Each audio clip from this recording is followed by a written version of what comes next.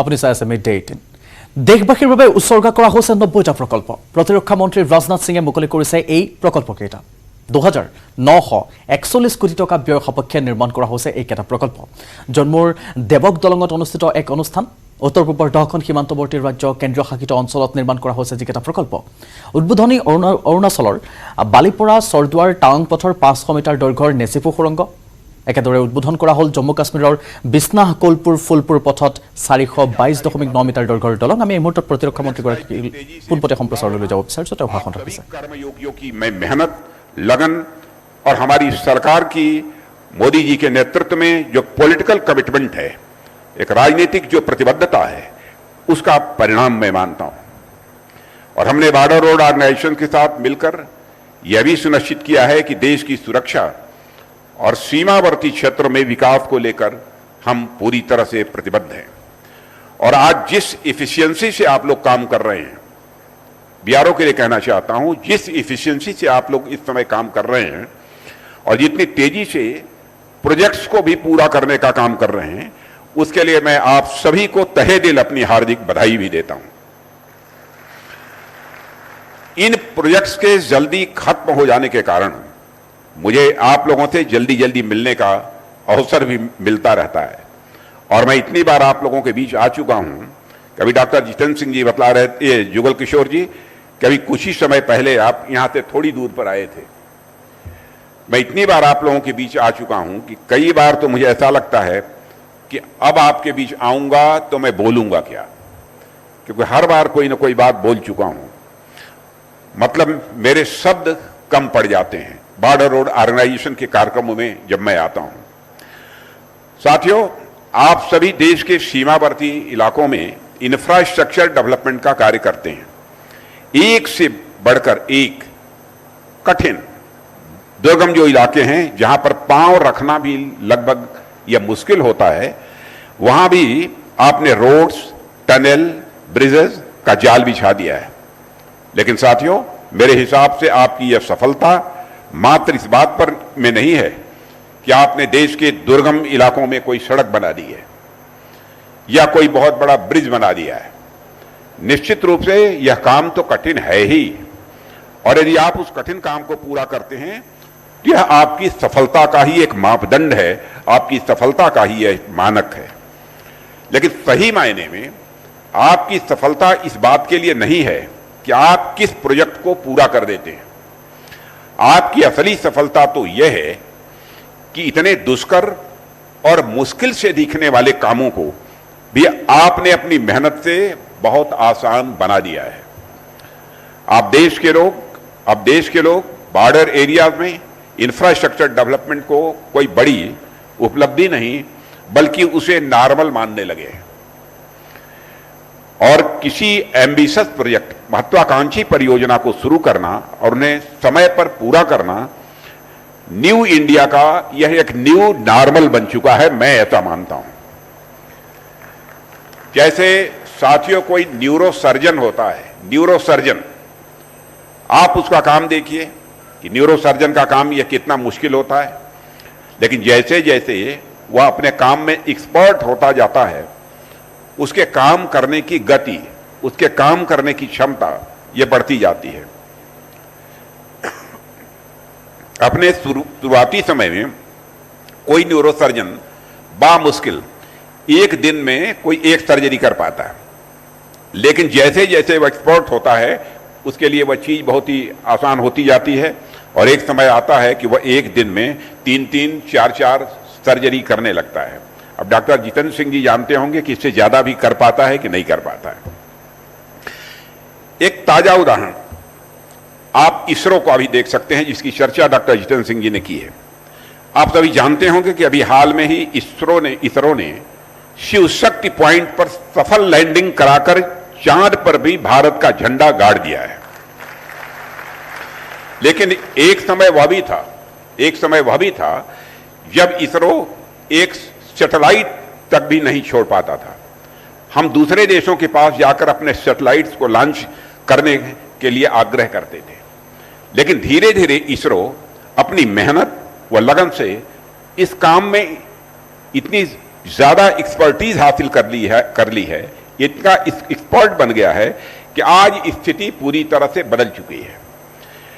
आज इसरो चांद और मंगल तो क्या सूरज तक अपने हाथ फैला रहा है। चांद और मंगल क्या, अब तो सूरज तक इसरो अपने हाथ फैला रहा है। और यह भारत के लिए तो सैटेलाइट लॉन्च कर ही रहा है, साथ ही दुनिया के अलग अलग देशों के 400 से अधिक सैटेलाइट स्पेस में इसरो लॉन्च कर चुका है। यह है हमारे इसरो की ताकत। आज सैटेलाइट लॉन्च करना इसरो के लिए बिल्कुल बाएं हाथ का यह खेल बन गया है।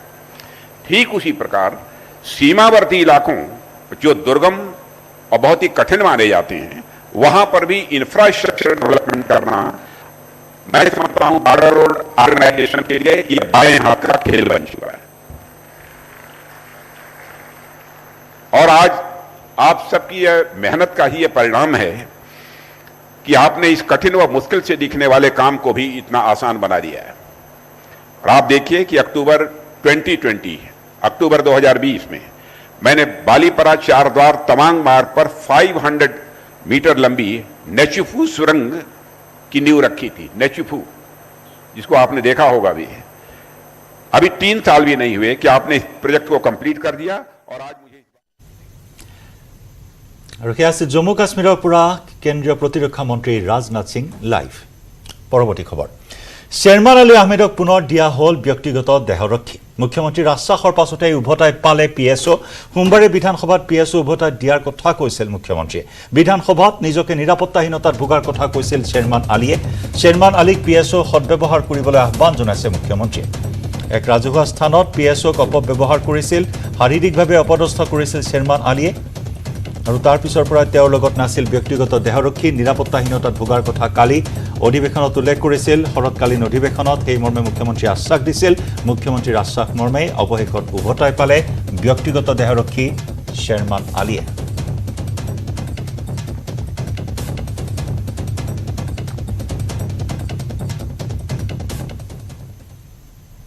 মহানগৰীত বোৱাৰীৰ ৰহস্যজনক মৃত্যু হৈছে।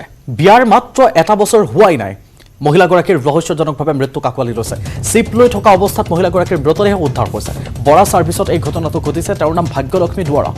নিশা 9 মান বজাৰ পৰা নিজৰ কোঠাৰ দুৱাৰ বন্ধ কৰি ৰাখিছিল মহিলাগৰাকীয়ে। শনিৰাম বৰা পথাৰ হাউচ নম্বৰ 2ত আছিল তেওঁ। স্বামী আৰু শাহুৰ সৈতে ভাড়াতীয়া হিচাপে আছিল ঘৰটো। পুৱা পল্টন বজাৰ আৰক্ষী উপস্থিত হৈ চিপ লোৱা অৱস্থাত প্ৰত্যক্ষ কৰে। 6 মাহৰ পৰা ভাড়া লৈ আছিল ঘৰটোত। ঘটনাস্থলীত উপস্থিত হৈছে ফৰেন্সিকৰ দলৰ লগতে ADCP নন্দনী কাকতি। কেইমাহমানৰ পূৰ্বে নগাঁৱৰ নীলিম আকাশ মেধিৰ সৈতে বিবাহ পাশত আবদ্ধ হৈছিল মহিলাগৰাকী। বিবাহৰ এবছৰ নহওঁতে কিয় চৰমপন্থা বাছি ল'ব লগা হ'ল তাক লৈ সৃষ্টি হৈছে ৰহস্য। অৱশ্যে আৰক্ষী উপস্থিত হৈছে। ইতিমধ্যে তেওঁলোকে তদন্ত অব্যাহত ৰখাৰ চেষ্টা কৰিছে। নন্দিনী কাকতিকৈ উপস্থিত হৈছে। তেওঁলোকে প্ৰতিটো বিষয় তন্নতন্নকৈ চাইছে। কিহৰ বাবে তেওঁ এনেকৈ 9 বজাৰ পৰাই দৰ্জা বন্ধ কৰি ৰাখিছিল? কিবা কাজিয়া লাগিছিল নেকি? পৰৱৰ্তী সময়তো কিবা তেওঁলোকৰ মাজত উৰিয়াৰুৰ ঘটনা সংঘটিত হৈছিল নেকি? পিছ মুহূৰ্তত তেওঁলোকে মৃতদেহটোহে কেৱল পাবলৈ সক্ষম হ'ল। আত্মহনন কৰা বুলি কথা ওলাইছে। বোৱাৰীগৰাকীৰ বিয়া হোৱা মাত্ৰ এবছৰো হোৱা নাছিল। তেনে সময়ত এই ঘটনা সংঘটিত হোৱাত আৰু মহানগৰীৰ মাজমজিয়াত বৰা ছাৰ্ভিচৰ শনিৰাম বৰা পথত এই ঘটনা সংঘটিত হৈছে, যাক লৈ এতিয়াও চাঞ্চল্য বিৰাজ কৰি আছে। আচৰিত কথা, মই কেতিয়াবা আমি বিয়া পাতিছোঁ এনি টাইম একেলগে, আনকি ইভেন একেলগে থাকোঁ। গোটেই ওচৰৰ মানুহো জানে আৰু বেংকৰ মানুহে কয় আপোনালোকে এনেকৈ একেলগে এই বৌক লৈ আহিলে নাই, বেলেগে এনেকৈ কয় যে আপোনালোকে কি একেলগে থাকে। আগতে আমাৰ এটা সৰু সুৰাকৈ কিবা ক্ষেত্ৰত সৰু সুৰা বা বাহিৰৰ কিবা বিজনেছ চেজনেছৰ কিবা আমাৰ কাজিয়া হয়, এতিয়া আমাৰ ঠিক হৈ যায়। তাই এনেকৈ দৰ্জা মাৰি পেলাই সোমাই যায়, এই নামটো আচ্ছা পাখা আজি মই এনেকৈ সোমাই যায়। কিন্তু কালিও তেনেকৈ আমাৰ কালিতো আচৰিত। মই বৰষুণ যেতিয়া দিছে তাই কৈছে, তাৰপিছত বৰষুণ ভিজি ভাল পাওঁ। তাৰপিছত আমি ভিজোঁগৈ তাৰপিছত কয় বৰষুণত দুটা একেলগে ভিজিছোঁ। তাই এই বৰষুণটো গ'লেগৈ হয়। তাৰপিছত আমি এতিয়া গুচি আহিলোঁ। আমি বিগেন দেখিছে, ঘৰৰ যোনে মালিকে তেখেতে দেখিছে যে এইকেইটা কি ভিজি পৰিছে। তাই আহিলোঁ। তাৰপিছত মই সন্ধিয়া টাইমত মই মাংস চাংস আনিব গ'লোঁ। তাৰপিছত আকৌ আহিলোঁ। তাৰপিছত কোমোৰা নাই, তাৰপিছত কোমোৰা আনিব মানে কইল আনিব গ'লোঁ। কইল যোৱাৰ পিছত তাৰ একো তেনেকুৱা নাই। তাৰপিছত ঘপকৈ দৰ্জাখন দেখিছোঁ মাৰা মানে আৰু তো মই আমাৰ সৰু ডগী এটা আছে, তাই এইটো বিৰাট মৰম কৰে, তজো নাই।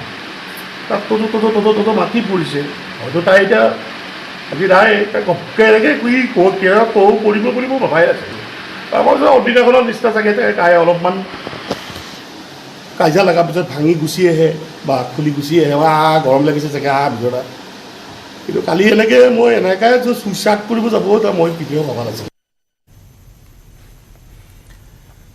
বিজেপি চৰকাৰে বিভিন্ন সময়ত চৰকাৰী ব্যয় সংকোচনৰ কথা কৈ আহিছে যদিও হেলিকপ্টাৰ আৰু চাৰ্টাৰ্ড বিমান ভাড়া নামত মাত্ৰ এবছৰত ব্যয় কৰা পুঁজিৰ কথা শুনিলে আপোনাৰ চকু কপালত উঠিব 2022-23 বৰ্ষত হেলিকপ্টাৰ আৰু চাৰ্টাৰ্ড বিমান ভাড়াৰ নামত হিমন্ত বিশ্ব শৰ্মা চৰকাৰে ৰাজকোষৰ পৰা ব্যয় কৰিছে 34,13,82,303 টকা আজি সদনত বিধায়িকা শিৱামণি বৰাৰ এক লিখিত প্ৰশ্নৰ উত্তৰত এই তথ্য দাখিল কৰে সাধাৰণ প্ৰশাসন বিভাগৰ মন্ত্ৰী ৰঞ্জিত কুমাৰ দাসে বিভিন্ন চৰকাৰী কাৰ্যসূচীত অংশগ্ৰহণ কৰাৰ বাবে হেলিকপ্টাৰ আৰু বিমান ভাড়া কৰা হৈছিল বুলি সদনত জনায় মন্ত্ৰীগৰাকীয়ে মাত্ৰ এবছৰত 34 কোটিৰো অধিক টকা হেলিকপ্টাৰৰ নামত ব্যয় কৰাটো সহজভাৱে ল'ব পৰা নাই বিৰোধী পক্ষই যথেষ্ট সৰব হৈ পৰে বিৰোধী পক্ষ চৰকাৰী কাম কাজত হেলিকপ্টাৰ ব্যৱহাৰ কৰা হৈছে ৰাজকাষত ধন উদং কৰি এনেদৰে ৰাজ্যৰ ধনেৰে হেলিকপ্টাৰেৰে চলাত কৰা বুলি এই বিভিন্ন সময়ত বিৰোধী পক্ষই সমালোচনা কৰি আহিছে এই প্ৰশ্নৰ উত্তৰ বিচৰা হৈছিল কিমান টকা ব্যয় কৰা হৈছিল শিৱামণি বৰাৰ প্ৰশ্নৰ উত্তৰত ৰঞ্জিত কুমাৰ দাসে উল্লেখ কৰিলে এই পৰিমাণ যি পৰিমাণ শুনিলে আপোনাৰ চকু কপালত উঠিব 2022-23 বৰ্ষত হেলিকপ্টাৰ আৰু চাৰ্টাৰ্ড বিমান ভাড়াৰ নামত হিমন্ত বিশ্ব শৰ্মা চৰকাৰে ৰাজকোষৰ পৰা ব্যয় কৰিছে 34,13,82,303 টকা হেলিকপ্টাৰ যি চৰকাৰী কামত ব্যৱহাৰ হৈছে চৰকাৰৰ বিভিন্ন এক্টিভিটি আৰু লগতে মই এইটো কৈছোঁ যে লোন লয় ডেভেলপমেণ্টৰ কাৰণে হেলিকপ্টাৰ বিলৰ কাৰণে লোন অসম চৰকাৰে লোৱা নাই হয়তো কোনোবাই ভুলকৈ ব্যাখ্যা কৰিছে কিন্তু 34 কোটি টকা মানে ব্যয় হৈছে হেলিকপ্টাৰ মই কৈছোঁ অহা যোৱা কাৰণে গাড়ীত তেল লাগিবই ক'ৰবাত হেলিকপ্টাৰ লাগিব ক'ৰবাত বাই ৰোড যাব লাগিব গুৱাহাটীৰ নলা চাবলৈ দীপৰ বিল চাবলৈ হেলিকপ্টাৰ ব্যৱহাৰ কৰা হয় এইবিলাক বিৰোধীৰ কুৱেশ্যন মুখ্যমন্ত্ৰী এজনে তেখেতৰ দিনটোৰ ভিতৰত তেখেতৰ কাম কাজ আজি গৈ ডিব্ৰুগড়ত মিটিং কৰি তিনিচুকীয়াত মিটিং কৰি ধেমাজিত মিটিং কৰি লখিমপুৰত মিটিং কৰি ঘূৰি অহাৰ ক্ষেত্ৰত পৰিবহণ ব্যৱস্থাটো যদি সুচাৰুৰূপে চলাব নোৱাৰে গাড়ী এখনত উঠি গৈ 14 ঘণ্টা সময় খৰচ কৰাতকৈ তেওঁ হেলিকপ্টাৰ ইউজ কৰি যিটো চৰকাৰী কাম কৰি আছে সেইখিনিৰ কাৰণে যুক্তিযুক্ততা আছে আপুনি কিবা এটা পাবলৈ হ'লে কিবা এটা আপুনি হেৰুৱাবই লাগিব আপুনি আজি যিখিনি ডেভেলপমেণ্টৰ কথা হৈছে সেই কথাখিনিৰ লগত ইয়াৰ 34 কোটি টকাৰ খৰচৰটো বৰ মই গৌণ বুলি ক'ব খুজিছোঁ কিন্তু বিৰোধীয়ে কৈছে মানে ঋণ লৈছে ইমান ধৰি লওক মাহেকত 5 তাৰিখে লৈছে 12 তাৰিখে লৈছে ঋণ লৈ পেলাই এই পৰ্যন্ত ইমান মানে টকা ভাৰতবৰ্ষৰ কোনখন ৰাজ্যে ঋণ লোৱা নাই ঋণ লৈ পেলাই হেলিকপ্টাৰ শুনক ডেভেলপমেণ্টৰ ক্ষেত্ৰত চব কৰিব লাগিব ডেভেলপমেণ্টৰ ক্ষেত্ৰত ঋণ ল'ব লাগিব সকলো সাধাৰণ ষ্টীল এনেকৈ পৰে মাইথন ষ্টীল এনেকৈ পৰে ধমকৈ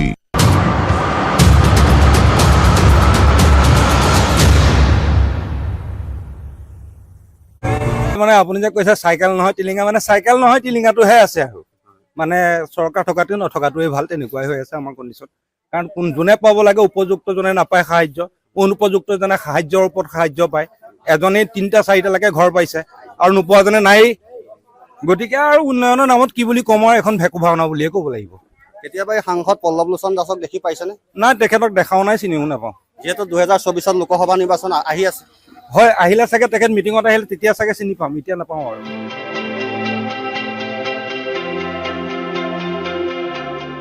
বাকৰি দলনিৰ পাছত এবাৰ আহি আমি উপস্থিত হৈছোঁ গহপুৰৰ ৰজাবাৰী অঞ্চল ৰজাবাৰী এটা বৃহত্তৰ অঞ্চল ইয়াত বিভিন্ন জাতি জনগোষ্ঠীৰ মিলনভূমি আৰু ৰজাবাৰী চাৰিআলিত মই এই মুহূৰ্তত যথেষ্ট সংখ্যক লোক সমবেত হৈ থকা দেখা পাইছোঁ দাদা অকণমান আগবাঢ়ি আহিব আপোনালোক ইয়াৰে নেকি ইয়াতে ঘৰ ইয়াতে আপোনালোকৰ গহপুৰ সমষ্টিটোত কেনেকুৱা ধৰণৰ উন্নয়ন হৈছে বা উন্নয়ন এতিয়াও হ'বলৈ কি কি বাকী আছে বা ভবামতে আপোনালোকে ভবামতে সকলোবোৰ পাইছেনে কি ক'ব এই সন্দৰ্ভত সামগ্ৰিকভাৱে আপোনালোকে যদি লক্ষ্য কৰে তেতিয়াহ'লে যোৱা এই 8টা বছৰে বিজেপি চৰকাৰৰ দিনত গহপুৰ যথেষ্ট উন্নতিৰ পথত আগবাঢ়িছে বুলি আমি অনুমান কৰিব পাৰোঁ আৰু আপোনালোকেও নিশ্চয় দেখা পাইছে ৰাস্তা ঘাটৰ পৰা ধৰি স্কুল কলেজৰ পৰা ধৰি খোৱা পানীৰ পৰা ধৰি বিভিন্ন ধৰণৰ উন্নতি হৈছে বিশেষকৈ একদম পিছপৰা অঞ্চলবিলাকত। দাদা আপোনাৰ ওচৰলৈ আহিছোঁ, অকণমান আগবাঢ়ি আহিব। কওকচোন, আপুনি এগৰাকী ব্যৱসায়ী, এতিয়া মূল্য বৃদ্ধিৰ কথাটো বৰকৈ ওলাই থাকে, ব্যৱসায়ী হিচাপে কেনেকুৱা সমস্যাৰ সন্মুখীন হয় বা কি ক'ব? গহপুৰ মহকুমাটোত সমষ্টিটোত কেনেকুৱা ধৰণৰ উন্নয়ন হৈছে বুলি ভাবে? বিজেপি চৰকাৰখনে কৰিব পাৰিছেনে ঠিকে থাকে কাম? এতিয়া যিখিনি উন্নয়ন কৰিছে বাৰু ঠিকে আছে, আৰু ভৱিষ্যতলৈ আৰু ইয়াতকৈ উন্নত হ'ব লাগে আমাৰ। এতিয়া বস্তু যিটো মূল্য বৃদ্ধি হৈছে তাৰ ওপৰত আমাৰ বহুত অসুবিধা হৈছে। তেজপুৰ লোকসভা সমষ্টিৰ সাংসদ পল্লৱ লোচন দাস ডাঙৰীয়াক কেতিয়াবা দেখিছেনে বা সাংসদ পুঁজিৰে তেখেতে গহপুৰৰ বাবে কি কৰিছে? তেখেতক আমি বাৰু সঘনাই ইয়াত দেখা নাপাওঁ। আমাৰ এনেই স্থানীয় বিধায়ক যিজন মানে উৎপল বৰাদেৱ, তেখেতৰ দ্বাৰা আমাৰ অঞ্চলত যথেষ্ট উন্নতি আমি দেখিছোঁ। আৰু এতিয়া বৰ্তমানে বানপানীৰ সমস্যাত পৰি আমাৰ ৰাইজসকল অলপ জুৰুলা হৈছে। যিহেতু আমাৰ এতিয়া আপোনালোক সমস্যা পৰে, সেই সমস্যাসমূহ সমাধান সোনকালে হয়নে? সোনকালেই সমাধান এতিয়া এইটো চৰকাৰ দিনত যথেষ্টভাৱে আমি হোৱা পৰিলক্ষিত হৈছে যদিও ইয়াৰ ভিতৰতে আৰু কিছুমান হ'বলগীয়া আছে। এইখিনি যদি হয় তেতিয়াহ'লে ৰাইজে সম্পূৰ্ণ অৱকাশ পাব বুলি আমি ভাবোঁ। আপোনাৰ ওচৰলৈ আহিছোঁ। দাদা কি ক'ব, কি দেখিছে, উন্নয়ন কি দেখিছে বা কি হ'বলৈ বাকী আছে? উন্নয়নটো হৈছে, কিন্তু যিমান উন্নয়ন হ'ব লাগে সেইটো সিমান উন্নয়ন হোৱা নাই। কিন্তু কথা হ'ল কি, আমাৰ এতিয়া ইয়াৰ এটা মানে হেৰিয়াৰ কথা কৈছোঁ মই, ৰজাবাৰী 1 নং ৱাৰ্ডৰ অন্তৰ্গত যিখন লতাবাৰী চুবুৰী গাঁও আছে, সেই গাঁওখনত আজিলৈকে মানে যোগাযোগৰ ব্যৱস্থাটো সুচল নাই। আৰু ল'ৰা ছোৱালীবিলাক পানীত তিতি ভূৰত পশ্চিম কলাবাৰী হায়াৰ ছেকেণ্ডেৰীলৈ যাব লগা হয়। কিন্তু এইটো আমি বহুত আবেদন নিবেদন কৰিও আজিলৈকে আমি যাতায়াতৰ সুবিধাখিনি পোৱা নাই। দিছে কিহে, চামুচে দিছে, আৰু আমাৰ পৰা কিহে নিজে কোহোনাই বা বেলচাই লৈ গৈছে। তেনেকুৱা হৈছে আমাৰ ইয়াত অৱস্থাবিলাক। আৰু আছে, আমি আকৌ চাইকেলখন লৈ আমি আগবাঢ়িম। এখন হোটেল দেখিছোঁ, আমি তাৰ মাজলৈ সোমাই যাম। আপোনালোকৰ গাঁওখনত সমস্যা আছে নাই? সমস্যাটো নাই এতিয়া বৰ্তমান, সমস্যা নাই। ৰাস্তা ঘাট কেনেকুৱা? ৰাস্তা ঘাট এতিয়ালৈকে বৰ্তমান ভালে হৈ আছে। ভালে হৈ আছে। আগতে কেনেকুৱা আছিলে? আগতে বেয়া আছিলে, এতিয়া চব পকা হৈ গ'ল। কেনেকুৱা কি সমস্যা বা যিহেতু 2024 লোকসভা নিৰ্বাচন আহি আছে, আপোনালোকে ভবা মতে এই 4 বছৰত উন্নয়ন হৈছে বুলি ভাবেনে, নে এতিয়াও বহু কিবা উন্নয়ন হ'বলৈ বাকী আছে? উন্নয়নটো হৈছে, যথেষ্টখিনি উন্নয়ন হৈছে, আৰু কিছুমান আছে কাম, সেইবোৰ চাগে পৰ্যায়ক্ৰমে হ'ব।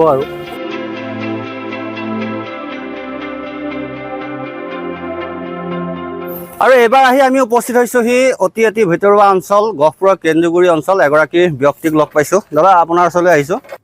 বিজেপি চৰকাৰখনে আপোনাৰ দৃষ্টিত কাম কৰিব পাৰিছেনে পৰা নাই? আপোনালোকৰ মতে বিজেপি চৰকাৰখনে কাম কৰিব পাৰিছেনে পৰা নাই? অকণ এফালে চাই দিব।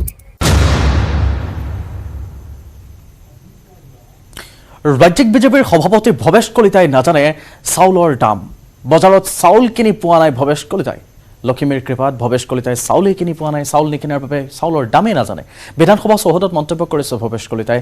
এটা মোনাৰ কথাও কৈছে প্ৰসংগক্ৰমে, শুনাম।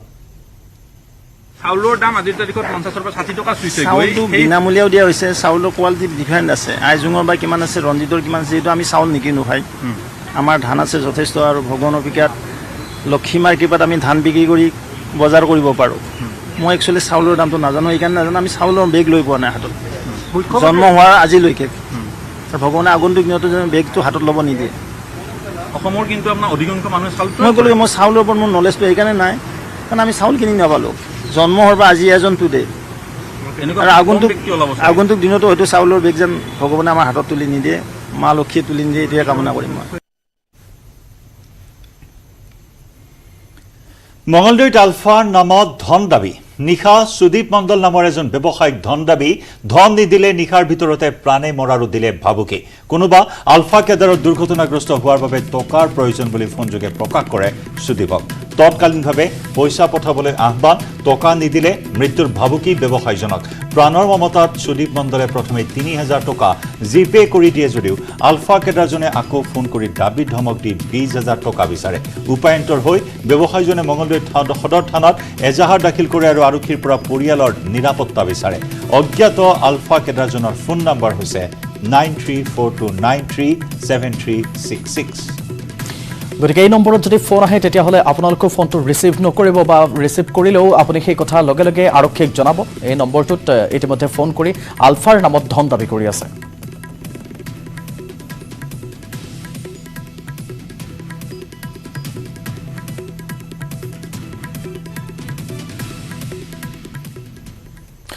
প্ৰচণ্ড ধুমুহা বানত বিধ্বস্ত হৈছে লিবিয়া। লিবিয়াত 2000ৰো অধিক লোকৰ মৃত্যু হৈছে। সন্ধানহীন হৈ আছে 5000ৰো অধিক লোক। ভূমধ্য সাগৰীয় ধুমুহা ডেনিয়েলৰ পিছত বানৰ সংহাৰ। জৰুৰীকালীন অৱস্থা ঘোষণা কৰা হৈছে লিবিয়াৰ প্ৰধানমন্ত্ৰীৰ দ্বাৰা। দেশখনৰ ডেৰনা চহৰত আটাইতকৈ ভয়াৱহ পৰিস্থিতিৰ সৃষ্টি হৈছে। বিচ্ছিন্ন হৈছে বিদ্যুৎ আৰু যোগাযোগ ব্যৱস্থা। ধুমুহা বানত কেইবাখনো উপকূলীয় চহৰ ঘৰ দুৱাৰ ধ্বংস হৈছে। দুটা দিনেই ডেনিয়েলে থান বান কৰিছে দেশখন। আৰু আমি আপোনাক দৃশ্য দেখুৱাবলৈ চেষ্টা কৰিছোঁ। অবৰ্ণনীয় পৰিৱেশ এফালৰ পৰা কেৱল ধাহি হৈ নিছে। এই বাহন উটুৱাই লোৱাৰ দৃশ্যবন্দী হৈছে। এই ধৰণৰ চাইক্লন অহা পৰিলক্ষিত হৈছে। সাগৰীয় ঘূৰ্ণী বতাহ আহিছে আৰু এফালৰ পৰা ভূমধ্য সাগৰীয় ধুমুহাই ধ্বংস কৰি গৈছে। জৰুৰীকালীন অৱস্থা ঘোষণা কৰিছে। ডেৰনা চহৰ আটাইতকৈ বেছি ক্ষতিগ্ৰস্ত হৈছে। কেইবাখনো উপকূলীয় চহৰ ঘৰ দুৱাৰ ধ্বংস হোৱাৰ দৃশ্য আপোনাক দেখুৱাইছোঁ। লিবিয়াত এতিয়ালৈকে 2000ৰো অধিক লোকৰ মৃত্যু হৈছে। আনফালে মৰক্কোত আমি দেখুৱাইছোঁ 2800 গৰাকীৰ ভূমিকম্পত মৃত্যু হৈছে আৰু ইয়াৰ প্ৰাকৃতিক দুৰ্যোগৰ ফলত এতিয়া প্ৰাণ হেৰুৱাব লগা হৈছে। এইসমূহ দেশত ডেৰনা চহৰত মৃতকৰ সংখ্যা বৃদ্ধি পায়ে আছে।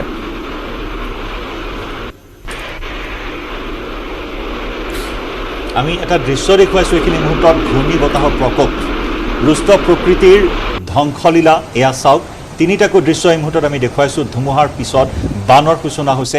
বানে এফালৰ পৰা এনেদৰে তছনছ কৰি গৈছে আৰু এটা প্ৰচণ্ড ঘূৰ্ণীৰ এটা দৃশ্য আমি দেখুৱাইছোঁ। ইয়াত ডেনিয়েলৰ তাণ্ডৱ, ভূমধ্য সাগৰীয় ঘূৰ্ণী ডেনিয়েলৰ প্ৰকোপ চাওক। এয়া শিহৰণকাৰী এটা দৃশ্য।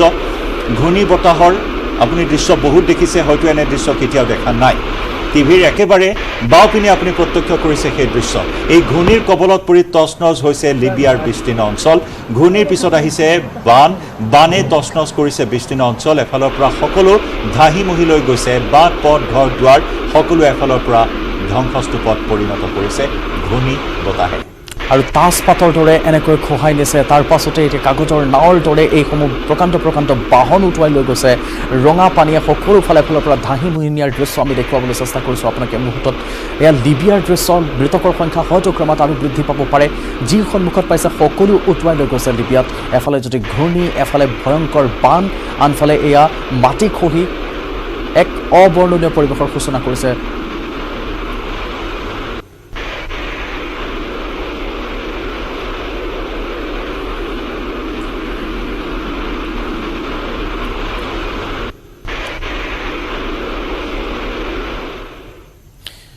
আৰু ইয়াৰে সৈতে সামৰিছোঁ মিড ডে 18। বিদায় লৈছোঁ মই কৃপাঞ্চলে আৰু মই জয়ন্ত মাধৱ গোস্বামী বিদায় লৈছোঁ। নমস্কাৰ। সাধাৰণ ষ্টীল এনেকৈ পৰে, মাইথন ষ্টীল এনেকৈ পৰে। ধমকৈ